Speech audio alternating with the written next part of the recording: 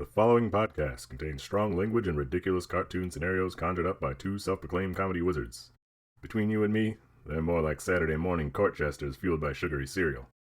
But either way, the opinions expressed and presented are mere musings, so please humor their well-intentioned hijinks with a laugh and not by taking anything they say seriously. Unless, of course, you want to pay them to say something else. Could always use a new pair of shoes.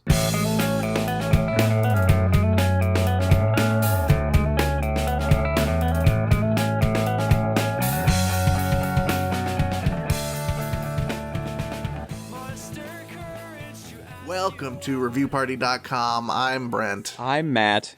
This is podcast. This is internet. This is reviews. We got them from Amazon, Google reviews, Yelp.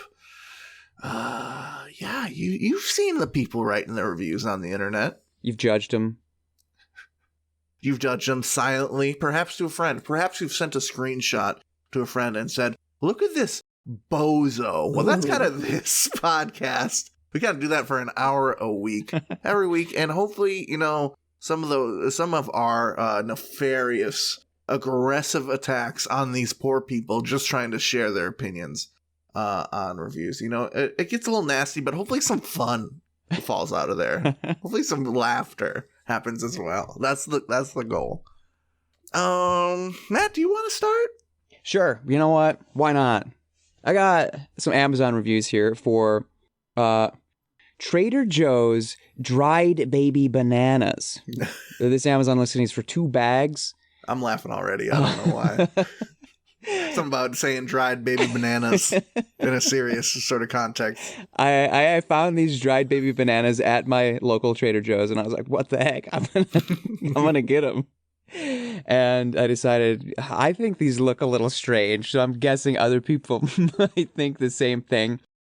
And I don't know how legit it is that Amazon is selling Trader Joe's products, but here we are. This review is from Becca. She writes, "This is one of those foods that are so good the first time you try them, that you overdose on them and never want to eat them again. I had a couple a few weeks ago and ordered 2 bags on my own online the same day. I ended up giving away the second bag. They smelled like, quote, normal bananas.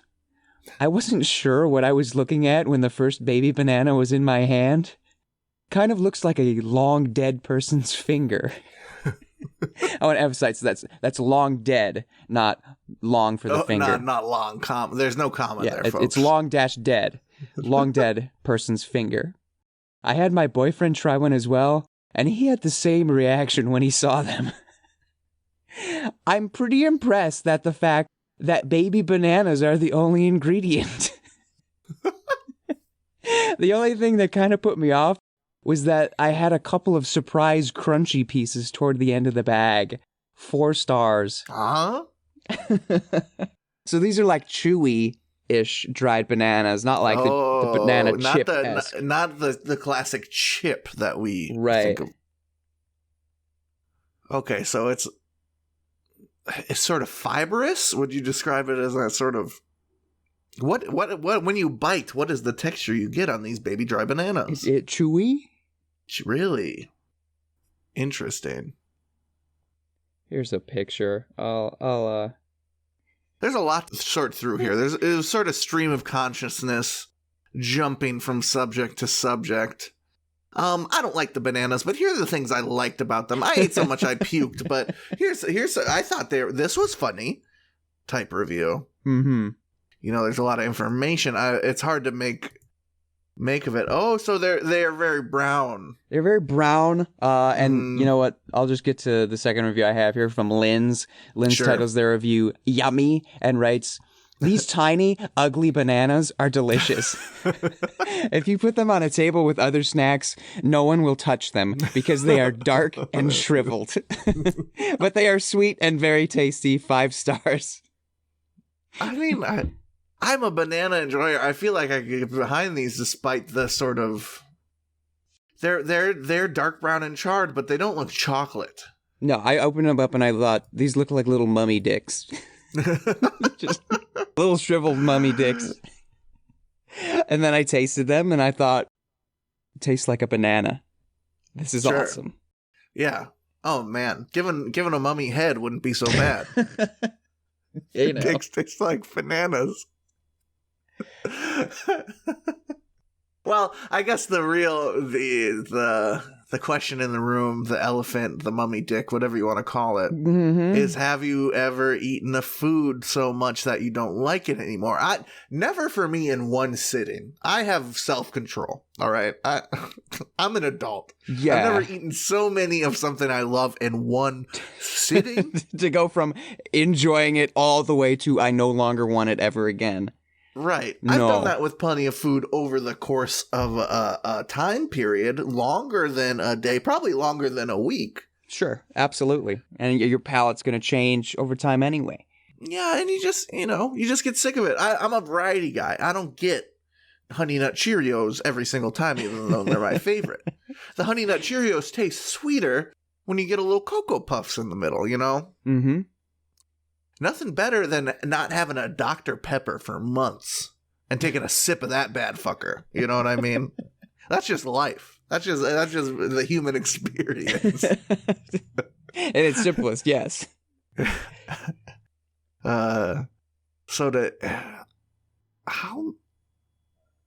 There's what, like a handful in a bag here? Yeah, you're not going to be able to sustain yourself for a day on just a bag of baby bananas. And that's, I ate one, I ate maybe two, and I said, this needs to go in the pantry. Sure. For one, well, the price Amazon is charging is way beyond what Trader Joe's is charging. But even so, how often do I make a Trader Joe's stop? Sure. I was just in the area and I thought, I'm going to the bookstore next door. Let me go in the T. Joe's. See what's going on in there. Yeah, they got the seasonal fun. They got all you never know. Crazy thing. I was looking for the dried hibiscus flowers, which are like the strangest little fruit-like thing I've ever come across. But in this case, I found baby bananas and thought, yeah, why not? Let me live. 1.5 to 2 bananas.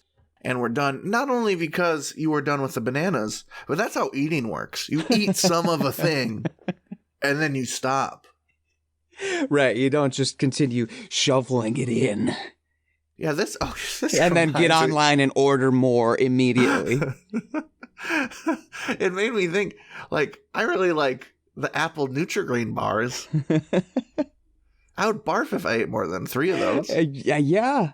I think, what's her name? Becca? I think Becca has sort of one of those dog brains where they're not sure if they're ever going to get food again, so they just need to more. There's food. The food container is open. Let me gorge myself on it until I throw up. I got to pack it in case there's a drought tomorrow. There's some sort of famine going on. You never know. Me thinking of Nutri-Grain bars as an example, because I had 2 for breakfast this morning, and that was more than enough, you know what I mean? I just finished the second bar because I didn't want to waste it. Right, you don't want it to get stale. Yeah, I could eat 5 more, but I don't want to, and I know I don't want to, you know? But anyway, that reminds me, there was a young fella when I was a supervising cashier at the Trader Joe's-esque store I worked at. And he, on his breaks, would eat a box of granola bars. Wow. Not only is that terrible to think of just as an experience going through, something you want to avoid personally, the dude was just... He would take one of those guys that would take multiple shit breaks a day. I can see why. Yeah, that's exactly. At first, I thought he was just a lazy idiot who thought he could hide in the bathroom for like an hour and a half of his 4-hour shift. But actually, it turns out, a dude just consumes mass amounts of fiber. One day he went through my line and bought 2 boxes of different granola bars, and I said, "Are you going to eat those? Is that your lunch?" And he said, "Yeah, that's what I'm having on my break." I said, and I told him straight up, I said, "That's why you got to shit all the time, bro. You're not supposed to eat granola bars like that. A granola bar is like a meal replacement. You eat 1. You're eating 12 meals in a sitting right now, bro. Granola should never be the main feature of what you're eating. You put it, it's a filler. Put it on your yogurt. Put it. Beef up that oatmeal a bit." Yeah. top a smoothie. I don't. It's so you can get your vitamins and your nutrients in while also being full so you don't overeat. That's the whole point of granola. It's not like popcorn. Do you think though that he's trying? Like the point is to, well, my body's telling me what to do, boss. I gotta go take another dooski. I'm sorry. I hope not. Like, Jeremy, we've seen you eat 18 granola bars in a row. You're like chain smoking granola bars. The wrappers are on the ground. Stop it. Yeah, he was in another department and got transferred to another department and then got transferred to us. And that's telling. And it's hard to explain to someone as the cool boss who doesn't really give a shit about the store and what's going on that when you're cashiering, multiple shit breaks a day are not kosher. One shit break a day is hardly kosher as a cashier because it's not like working in a department where you can bust ass doing your little task, get it done really quick. It's not like stocking shelves. Stocking shelves, right. Or if you just put it off and say, fuck it, I'm not stocking shelves today. You know, there's other stockers going through. You're sort of in control of your own time and destiny. When you're cashiering, them motherfuckers is walking up either way. You know, there's gotta be someone there. And when you're taking huge shit breaks, you know, that's putting off other people's breaks. I gotta hold them longer. It's making everybody's day worse. And it's just like, bro, I want to be the cool boss and give you some cool breaks, bro, but you are damaging your body and those around you.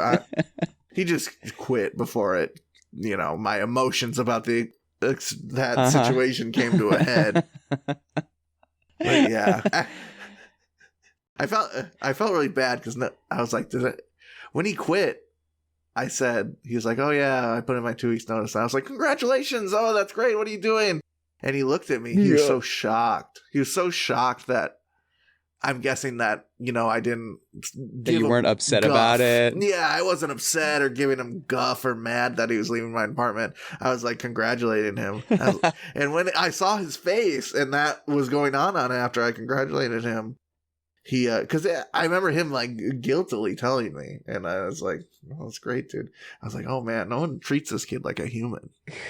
No one treats this kid like a person. And I felt so bad. And I felt less bad about letting him have his shit break since he needed something.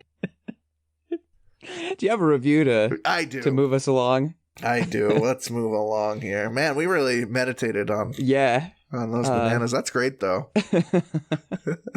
What should we? As long as we're talking about disgusting food, let's keep that rolling here. I have a Yelp review from Daryl W. This is for a Burger King in Las Vegas, Nevada. Finest place to get your BK. It's the home of the Whopper. I mean, come on. My man Daryl W. Wrote this review.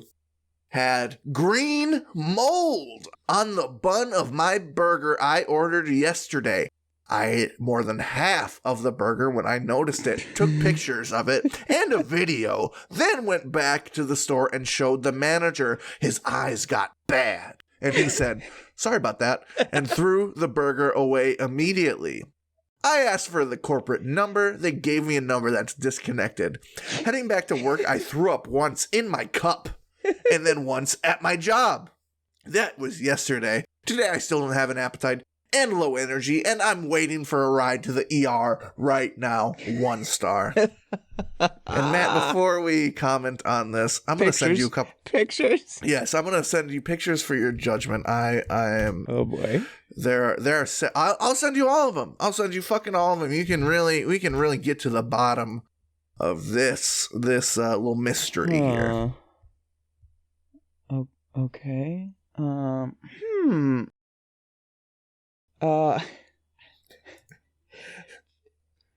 guy, do you see any green mold?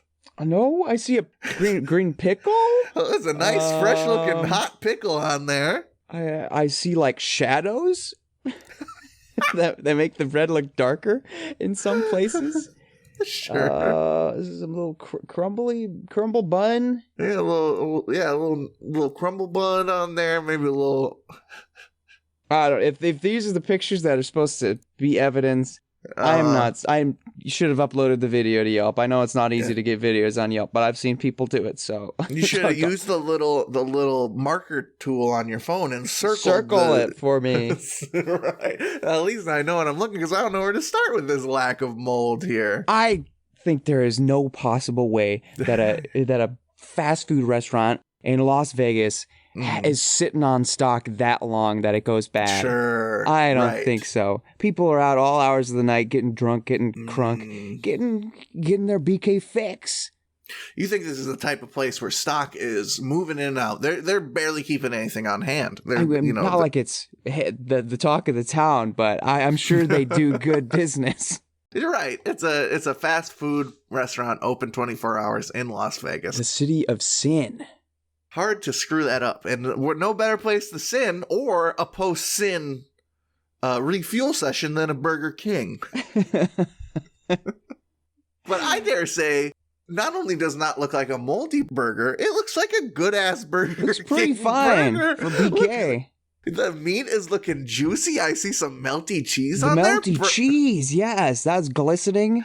I see bacon.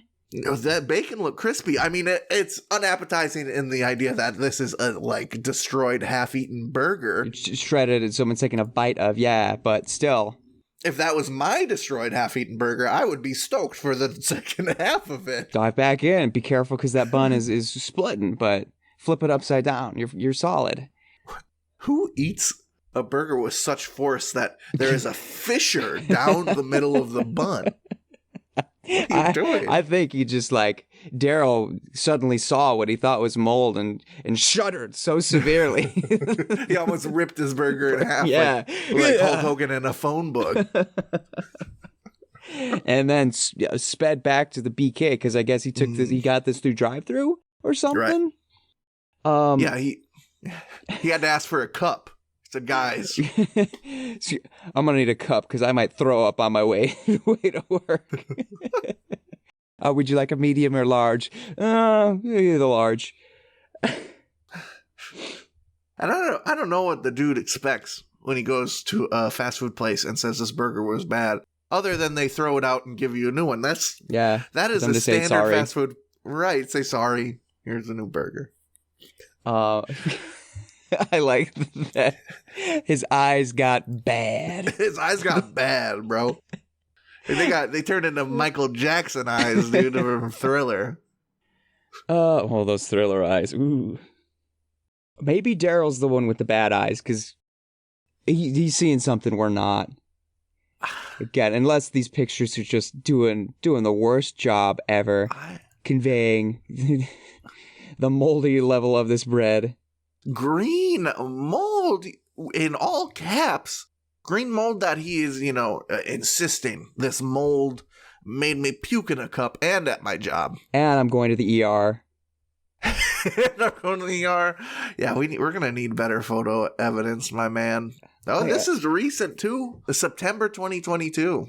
Looks a little dark. It's hard to tell. It could just be burger juices leaking into the thing here. You're right. There's some little black flecks on it, but that just looks like maybe a dirty hand grabbed the burger, or just some burger from the grill. It got sit on there a second. It's so unscientific. You need to remove.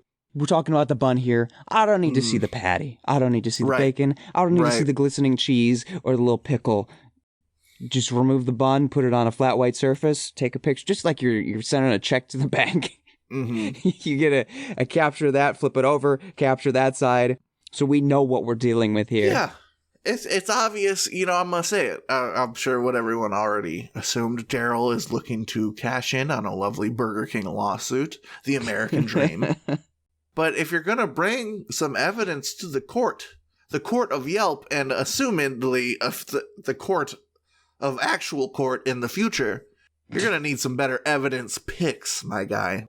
And don't let the manager throw that thing away. Oh, no. You said, I'm going to keep that. I'm going to keep it. I'm going to lock it in a hyperbolic chamber. I'm going to set up one of those displays where it's like, look, McDonald's food doesn't get mold on it, except this one has the mold. Do you have a review? Or do you have a thought about Mr. D and his burger? Maybe it's better to lose your appetite after eating BK. Maybe that's the best possible outcome. That's kind of the point. You don't want to have an appetite after you eat. I've got a bit of a lengthy one here. Okay. But it's been a while. It's nicely organized, so we should be able to get through it pretty succinctly. This was sent to me by my dear friend Heidi. It's a TripAdvisor review of a place that she just vacationed at. It is the Hilton Tulum Riviera Maya All-Inclusive Resort. Our TripAdvisor reviewer, Lauren Chick, 1989, titles her review, Little Mexican Paradise.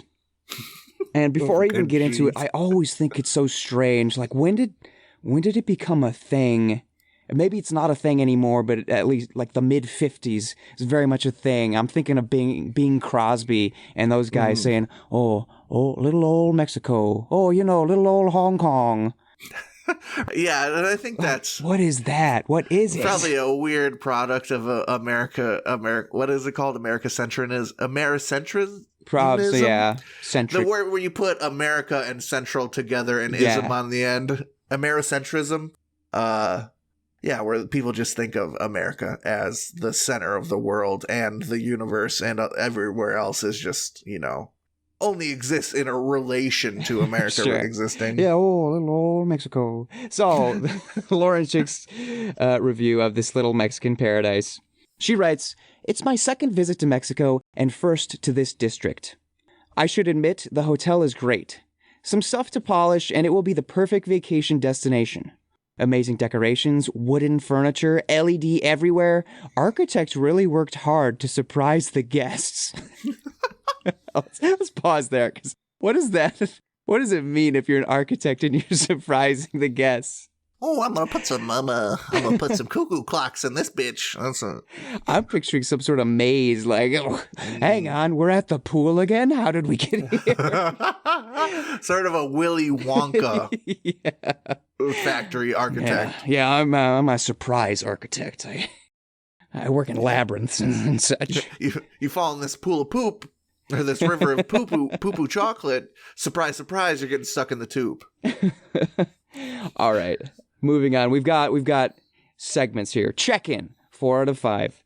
Hilton website has misleading pictures of the room. Partial sea view is a scam. There is no sea from the ground floor rooms. Wow. At the same time, on Booking.com, categories are correct. We booked directly through Hilton, so shame to the Hilton team that you cannot update the pictures according to the real condition. However, we complained, and the room has been changed. Anything to say at that moment? I know it. The rest of the review we know where just it's going. Rolled out in front of me. We know where it might surprise you. Overall hotel facilities, 4 out of 5. Golf carts are very practical to get from to anywhere. Territory is huge. I can imagine how hard it is to maintain. Why not 5 out of 5? Gosh. Why are there no toilet brushes when the flush works like ... I don't understand why 5-star hotels avoid toilet brushes in the room and in public toilets. That's ... unexplainable. So expect that toilets have some unpleasant surprises, and that this is not the fault of hotel guests ... Also, all these sensors in the toilet for soap dispenser for water don't work correctly. 40% is broken. So toilet with sensor which is broken and the lack of toilet brush is a magic combo. Let's pause quickly here, because I don't want to waste the rest of the review just thinking about this. What is with... Okay, so what does she want the toilet brush for? That's the question, right? Is it... And I hate to say this phrase on my podcast, my precious podcast that I love very much. Is it she wants to poop knife it? Is it a poop knife technique? Does she take such a gnarly shit that she needs to, do a little toilet brush spinneroo before flushing it? Oh God, that is not what I thought you were gonna say. Or is it that someone else nasty shit in the toilet and she wants to clean it up. That's before she shits. That or after. That's my read on it, is that maybe this wonderful resort has the low flow toilets, and it's not sucking the waste down. It just sort of pulls it down slowly, so it smears smearage. and streaks. It's a smear problem. And she wants to take the scrub brush to that stuff and have a pristine bowl. I could not be fucking bothered to clean up someone else's shit, bro. Or your own. Never, ever. No. You're on vacation. What are you doing? It's their problem. They got the low flow, bro. I'm gonna shit it and forget it. If I walk into a toilet that's got a little streakage, unfortunately, that's par for the course. You hit flush again. Just flush again. I'm not putting my fucking hands in or on anything that's toilet cleaning related. I'm just sitting down and taking a shit. I'm adding to the situation. And if the toilet is too far gone for me to feel comfortable, then that's my L. I'm walking out and I'm being a big boy and holding it for a little bit. Same. Yeah, people, it's like she's saying so much without saying anything. It's like, wait, what do you need the toilet brush for, lady? Because in my mind, a toilet brush is a cleaning accessory. If you're using a toilet brush for anything but cleaning, that's freakish. If you're using a toilet brush to unclog a toilet, that's what the plunger is for. Yes. Wow. All right, moving on. Infrastructure, 3 out of 5. Make sure you took everything with you. Creams, hygiene products, etc. There's a little shop at the hotel which has limited choice, and the closest infrastructure is 7-Eleven shop, but is something like 2 kilometers. Which, that's not far at all to walk. Oh, yeah. Taxi in Mexico is a mafia, ... So, ... We didn't leave the hotel territory because basically there is nothing available by feet. Again, 2 kilometers is like 1.5 miles. Isn't that standard for resorts in Mexico and stuff, or South America? If it's an all-inclusive, you're tucked away, secluded, so you're going to have to hoof it a bit. Isn't that what white people be telling white people before they go to resorts? Is, hey, you got to stay in the resort. Yeah, I know lots of cool, adventurous people that, want more from their vacation that go out in the world, but hey, it's going to take a little logistics, lady. Yeah. You're not going to get freebies going down to the local shop where the local hang out. That's not what the resort wants you to do. They want you to live on the resort you're until referring you fucking to leave. Exactly. That's why you did all inclusive. Right. Room, 5 out of 5. After they changed it to the 2nd floor instead of ground floor, it became great. They have a coffee machine in room, but again, don't have toilet brush. I don't get their priorities. Who needs an espresso machine in the room when you're in the all-inclusive resort? No, I'm convinced this lady's taking huge shits and uses her toilet brush as a poop knife. Chop it up, yeah. Staff, 5 out of 5.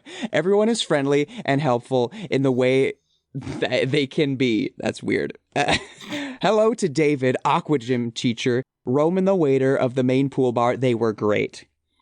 Food, 3 out of 5. Breakfast at the buffet is great. Nothing to complain about. All the ingredients to make your perfect breakfast yourself. All the nuts and berries, which is just nice to have. Special thanks for egg white scramble. We followed the advice and booked the dinners in advance. Steakhouse, our favorite. Japanese, very good. Italian, okay. Pizza pastry could have been better. The way they cook catch of the day is disgusting. How can you poison sea bass in the way like this? Medium steak appeared to be well done. Mexican restaurant is a huge disappointment of the entire stay. That's ridiculous. It was the worst Mexican food we ever tried in our life. We had a feeling that they took the food from the lunch at the buffet and just put them into more pretty plates. You're full of shit. Probably. That's why the toilet brush. Last section, pools and beach, 4 out of 5. Pools could have been warmer, but let's think about the planet. Come on. The beach doesn't provide many options to swim, as it's more like shallow water, but the water is so clean and no waves. No jailfish, which I'm assuming it means jellyfish. She just doesn't type well. So it's really, really good. Overall, we liked our stay. The hotel is very nice and worth the money it costs. 4 out of 5 overall. I got 2 things in mind. Yeah. We'll scoot off to break. One, it sounds like the two authentic dishes she had while in Mexico were the ones she didn't fucking like. You know, Yeah. I'm sure that that sea bass was cooked with some sort of lovely, tangy dressing. I don't know. I didn't Tamarind see it. something, yeah. She said it. She just said it was poisoned. I'm not going to take that at face value. I bet it was pretty good. She couldn't handle that or the Mexican dish, which I'm sure was authentic and awesome and not. I mean, I don't really hold it against restaurants for reason food. I would rather them do that than waste it. Yes, please. Which is not this lady's concern. Fucking surprise, surprise. Which brings me to my next point. There are so many people in this world that could spend a day or two in an all-inclusive resort like this, and it would be the best day of their lives. Mm-hmm. It would be beyond their wildest dreams. They would literally have nothing to complain about. Literally. That's exactly what I was going to say. I appreciate a review with a good nitpick. I appreciate a review that gets into the nitty gritty of what was sort of keeping you from having a perfect experience. I think people are entitled to those opinions, and that's what makes reviews interesting and fun. But Jesus, lady, please, just, oh my God, just, the steak was not exactly to my liking. I preferred when they did them the egg They whites gotta be to order. feeding like 400 people a night. They're just busting that stuff out. No kidding. It's like, it's a steak. God, if I was like, went to a fancy paid for meal and my steak was a little more done than I wanted, jeez Louise, I'm not telling Ramon the waiter about it, I'll tell you that much. I am chilling, dog. I am big chilling on it. Yeah, well, at least we can take solace that this weird rich lady uses her fucking toilet brush as a poop knife. What a crazy.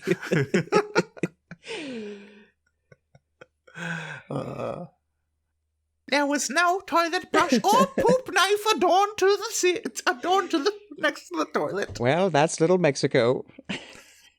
Oh, little Mexico, where the poops are so tiny they don't even need to knife them before they flush. Oh boy, we obviously need a break after that little situation.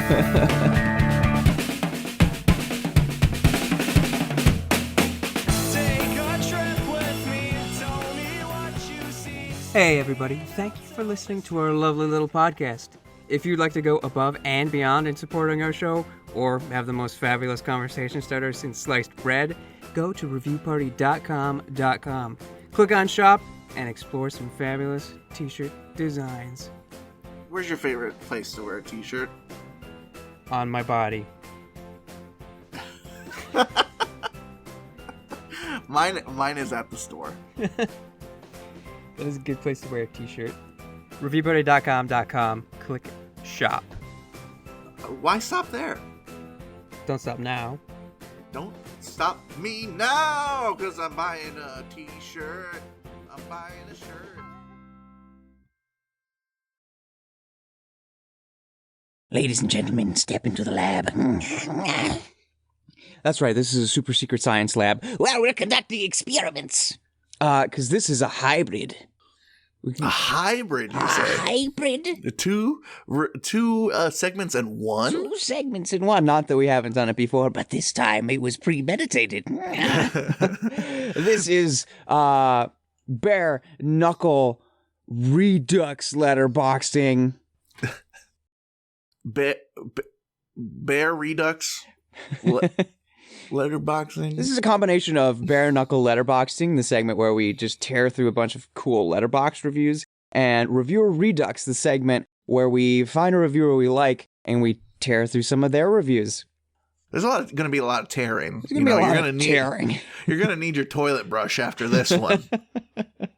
On this occasion, I've gone to the letterbox profile of a man by the name of Timothy. We came across him when I wrote the blog and then I did a letterbox, bare knuckle letterbox on just the Hoboken chicken emergency, if you recall. He was the one. How could I forget? He was the one whose review included the line that said, At one point, a newswoman reports that the giant chicken was seen beating the shit out of some dogs. Show, don't tell. And I thought, this guy writes good reviews. So instead of just looking at Letterboxd reviews of one movie, we're looking at the Letterboxd reviews of Timothy. So to kick things off, I have Kidu Kaiji Jiban, Great Explosion at the Monster Factory of Fear. How's my pronunciation on that? Good. Sounds like a fucking doozy of a title either way, though. Yeah. This is a 1989 movie. Timothy writes, wow, does this pack a lot into 25 minutes. It gets right to the action and bombards you with insanity for the entire runtime, including a self-decapitating villain who looks like Rip Torn in a new wave band, a sinister plot to combine kidnapped children with a derby-winning racehorse, talking plant puppets, a bat monster, a spider monster, an ammonite monster. That's how we say that, right? Pokemon screwed me up. Yeah, stone thing. Yeah. Stone A monster who doesn't seem to be animal-based, but had some rad retractable nipple tentacles. And an impressive final boss that's partly stop-motion animated. All that and more presented at breakneck speed. It's like someone took a feature-length film and cut out all the boring talking bits. All killer, no filler, 4 stars. Yeah, I mean, good review. I want to watch that now. I want to see the nipples. Yeah, directed by Michio Konishi, as we all know. The famed nipple tentacle enjoyer. Yeah. Here's a review of Titanosaur 3D, the story of Maximo. Timothy writes, today is Super Bowl Sunday, a day I typically celebrate by spending time out in public while the dregs of society are at home yelling at their TVs. My family chose to go to the Field Museum, and it was as dead as we had hoped. I suppose it's still dead when it's busy, what with the mummies, taxidermy, and dino skeletons, but today it was deader than dead. Anyway, 3 stars for this movie that allowed me to sit down for 20 minutes after walking all day. I guess I'm just shocked that there's a letterbox page for the movie at the Field Museum. Oh yeah, that's so true. I've seen some of at the Milwaukee Museum in the Dome Theater there. Uh-huh. I wonder if those have letterboxing. I saw a cool like psychedelic music video, sort of. You feel like you're on a little roller coaster moving through space and time. That one was sick. The Museum of Science and Industry, I watched one about dogs that Chris Evans narrated, like rescue dogs. It was wonderful. So I'm sure he's getting that IMDb credit somewhere. There's got to be a letterbox page for that. And I like how he highlighted, sometimes those theater experiences, whether it be at a museum or at like an amusement park, you're not really there for the show. You want some air conditioning and a place to chill. Yeah, sit down in the dark, recover. Disney's got some great examples. It's like, yeah, kids, let's go see Muppets. You don't know who the Muppets are? I don't care. We're going into the Muppets experience because it's 15 minutes. I can sit down. Yeah, let's go on the Epcot ball. Everyone loves the Epcot ball. Literally naps the whole Epcot ball ride. Dad, that was great. You didn't decide our future, Dad. We don't know what our future's going to be. Yeah, you got to pick your little future at the end. Yeah. This is Timothy's review of Encounters of the Spooky Kind 2. Let me see. Can I get the synopsis? Does Letterboxd do that? Yeah. Impoverished tea house worker and martial arts student, Abao is engaged to his boss's daughter, Little Chu. This is awful. Little Chu from Little Hong Kong. Yeah. And fights to protect her from the lecherous advances of the wealthy but repulsive Master Shi.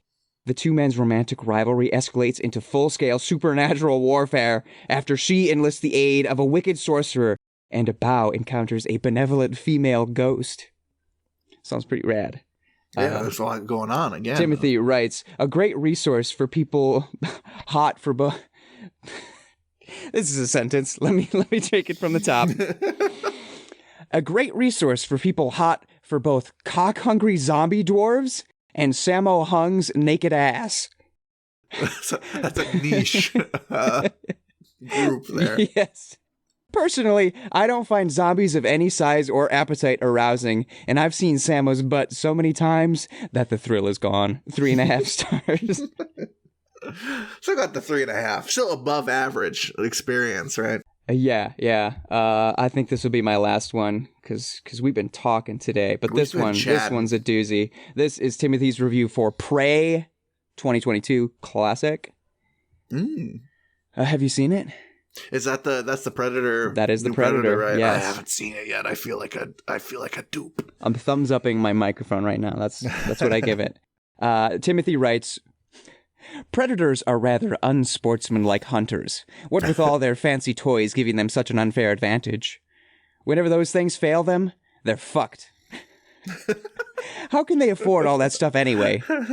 I imagine them as the spoiled fail sons of a shitty conservative president back home on planet Predator. Photos of them holding up a human head with the spine still attached get posted on their version of Twitter, and most of the other Predators are like, that's gross, dude. Your methods are unethical, and it's wasteful to leave all that meat behind. At least eat the guy.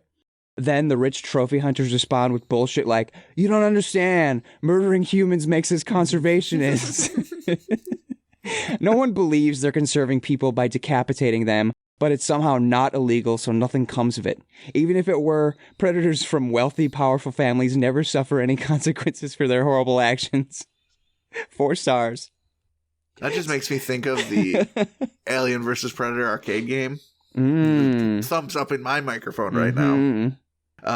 There's a predator. There's a super rich fail son predator who uses a bunch of technology and stuff, and then the other predator character you can pick is like a predator with no technology who just uses a spear.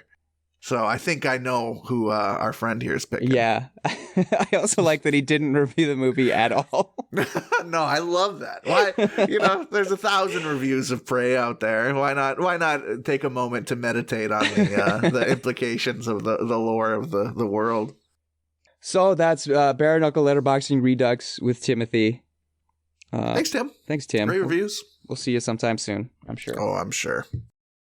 Do you want a technologically based product, or do you want a low-tech product for our last review here? I think we're going to go low-tech because we're not fail sons. Right. When we kill humans, it's with our bare hands. And we eat the meat.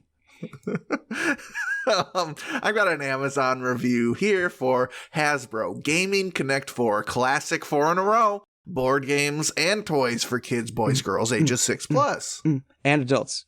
Tell me a 5-year-old can't figure out Connect 4? Holy boy. This is a review from Phoenix. She titles it Getting Back to Basics. She writes, old school games. No tech, no TV, just good times with actually communicating. My husband and I had a baby in May 2022. Congratulations, Phoenix. Yay. It wasn't until she was about 7 months old we'd realized that things were going all wrong. No. We weren't exactly spending time together or speaking much to each other. When we did, it was almost always an argument. He said, let's play board games. Absolutely great lifesaver, great value, and thank you. 5 stars. This is so heartwarming. I'm a little stunned. I'm glad that I wonder what happened at that 7-month mark that made them suddenly go. It's very strange that was the strangest part of the review to me. Not we played a board game and it fixed all our relationship problems. We can talk again. Yeah, it's that the baby hit 7 months and all of a sudden the fog was lifted from their eyes. We don't talk anymore.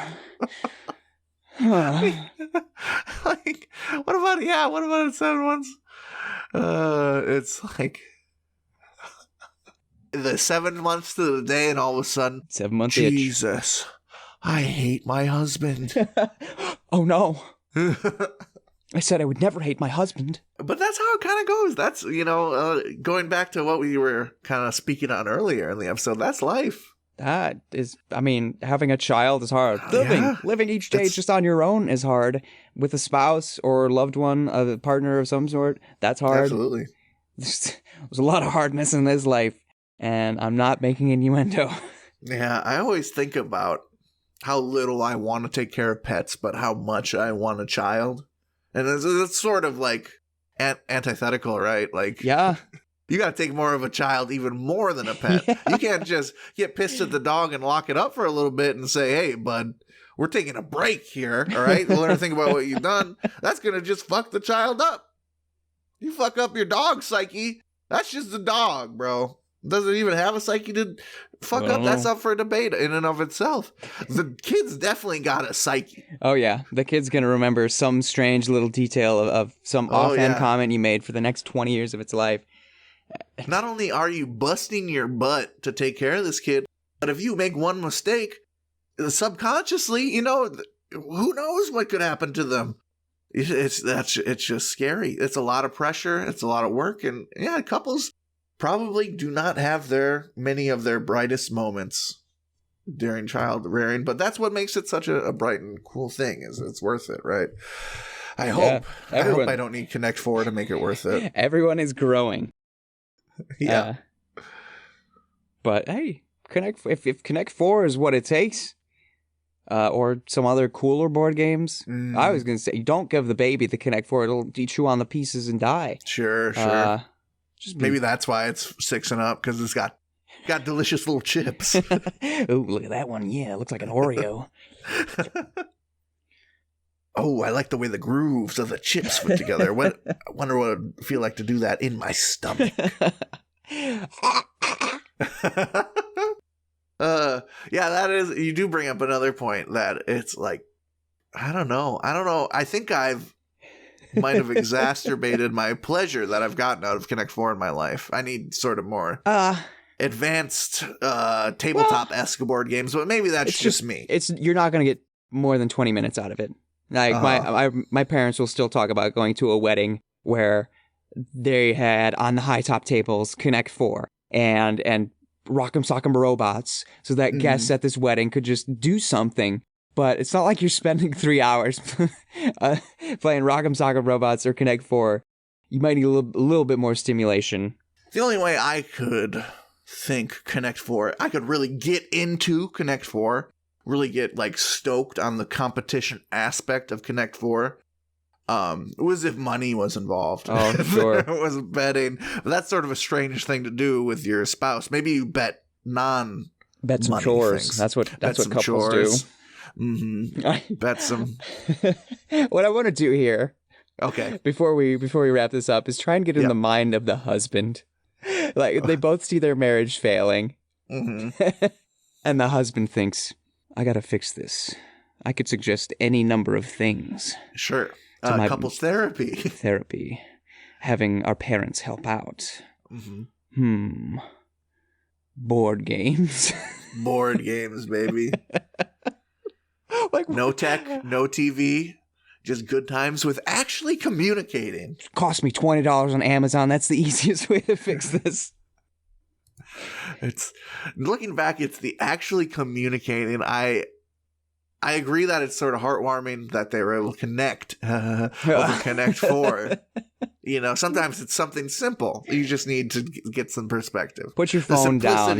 I think that's the issue. The simplicity of it sort of probably makes, lifts the fog a little bit. It makes things clearer. Oh, yeah. I like this person. It's about being deliberate. Yeah. You hear that a lot, whether it's in friendships or romantic relationships, is that it's not easy. You have to choose to love them every day, or have to choose to be a friend every day. You gotta give energy towards it. You haven't reached the top of the mountain. You're always climbing. I just picture them like they're saying actually communicating. I picture them going from turn 1 talking about, I don't know, how pretty the red chips are to like turn 7 just like, sobbing, confessing things and feelings about their relationship. Not bad sobbing, like sad or scared, like just emotion is welling up out of them because this communication is happening. The walls have come down. Even though there is a Connect 4 board between them. Right. And by turn 12, They haven't even finished the game. No, their They're hands just boning passionately. Okay. Yeah. I skipped a couple. For me, Yeah. it's a little more accelerated, huh? Que sera, sera. Yeah. Yeah, maybe they're holding hands and doing sort of a passionate.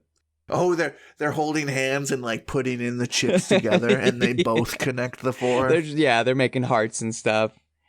Yeah, and I then love the that. boning. Then they bone down. Raucous, fucking passionate love making. Yeah. Connected more than four, if you know what I mean, folks.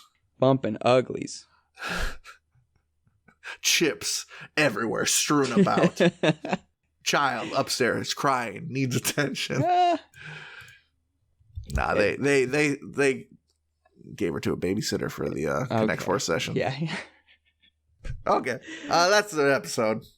Thanks for chilling. Thanks for letting us have a chat. Thanks for letting me, for being the third party to me and Matt connecting, actually communicating. No cell phones, no technology except the microphone in front of us and the Discord program we use to talk to each other and the Audacity program we use to talk, and then Google Docs for our notes and internet connections. But other than that, it's just natural. Pure basic communication. If you want some more pure basic communication, we got new episodes every Tuesday. That's right. # Tuesday Reviews Day. If you'd like to send us an absurd review to make some ha-has over, like Heidi did. Thank you again, Heidi. Thank you, Heidi.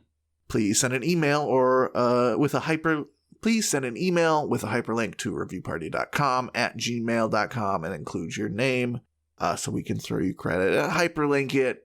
That's just luxurious, but you can screenshot it and we'll find it. Just get us the stinking review. And I know Matt has some other ways that you can talk to us, maybe yes, with or without a indeed. review. Yes. If you have internet and technological means to reach out to us, you can totally do that, bud. You can find us at reviewparty.com on Instagram and TikTok, at reviewpartypod on Twitter, and you can find reviewparty.com where you enter the .coms. That's our website. where you can find all the episodes, every single listening platform, like hundreds that you've never heard of. The blog where you can read about reviews in some way, shape, or form. If you're so inspired to do so, I think you should. I really think it'll fill you up. You haven't read things in a while, and it shows. So go and... It's been 7 months since you read something. The fog is lifted. It's time to fix it. Read the blog on reviewparty.com. Or go to the shop and say, ooh, this could change my life, because it may. It may. But you know what could change your life? You know what could make you communicate? Could it be song? Song, dance, music? That's, no technology, just guitars and amps and recording equipment and drums. And human souls. Human souls. Really, that's what it's about. Human souls that have noses that are bleeding. And the band is called Nosebleeds. They let us use their song Bread for Breakfast throughout the episode. You've heard what a banger it is. You're about to hear it some more. Spoiler alert. If you want to hear some other bangers by our boys Nosebleeds, check them out on Spotify. It's a great place to do it. And also, the best, if you want to spread some love, some Review Party love, have you let your friends who also enjoy comedy podcasts know about us? That's a great way to do it. Word of mouth is like the most powerful podcast tool, and we're doing our part. We got our friends at gunpoint sending us in reviews, or else. But I have a review that I found myself that I would like to finish the episode with. Let's hear it. It is from Amazon for Gucci by Gucci. Perfume by Gucci for men. I just want to say Gucci a lot, and don't worry, I got to say it a couple more times. Rick Easley titles their review, Incorrect Fragrance from What Is Pictured. They write, not the right fragrance. The one with Gucci written in cursive is the correct one. This one is the newer fragrance in regular block letters. 1 star.